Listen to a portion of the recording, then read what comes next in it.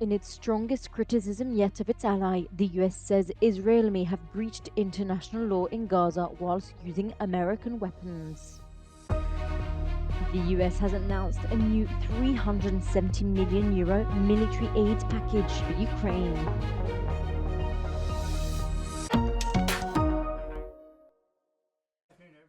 The US has said that Israel may have violated international humanitarian law in the summary of a report delivered to Congress.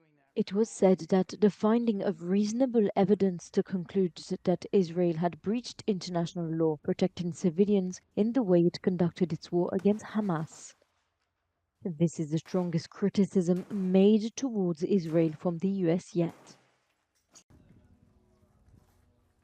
Meanwhile, Defense Secretary Lloyd Austin says the US wants to see Israel move the civilians away from the battlefield, while Biden recently said he won't be supplying offensive weapons, which Israel can use to launch an all-out assault on Rafah, the city which 110,000 people have fled as the access to aid remains inaccessible.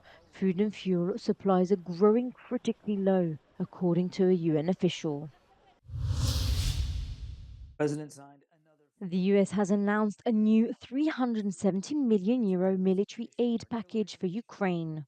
It includes rockets, missiles, anti-aircrafts, and anti-tank munitions, but they won't arrive immediately. Meanwhile, the army is engaged in heavy battles along most of the northeast Kharkiv front line.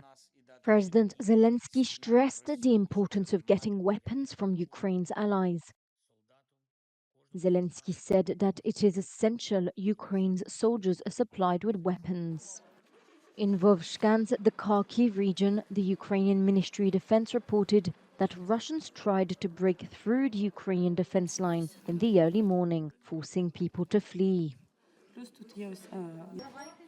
The police and volunteers helped with the evacuation.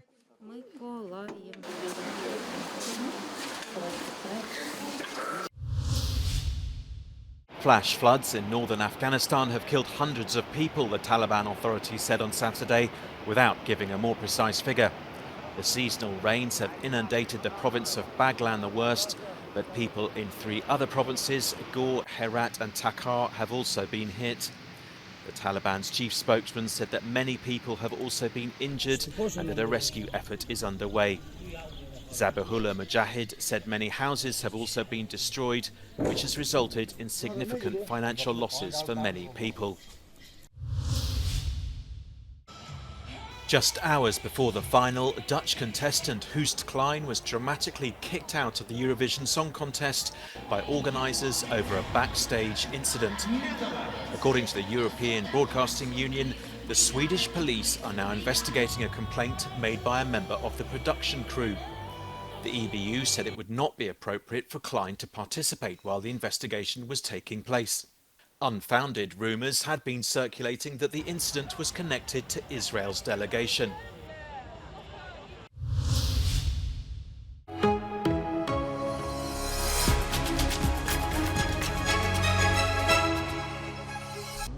Having this experience of the right-wing government in Poland after 8 years, I feel that the most important thing would be to press politicians onto the transparency of the citizen rights, on the right to privacy, which is breached by the big tech companies, by the government.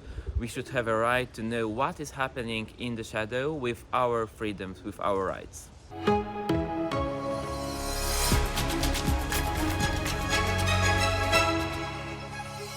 If I'm elected as a member of the European Parliament, then I will work very hard for the European Parliament to be a democratic watchdog, because we see that there are many big challenges facing us. The European Union is responding, is growing stronger, is growing more powerful, and that's why we also need to become a democratic giant.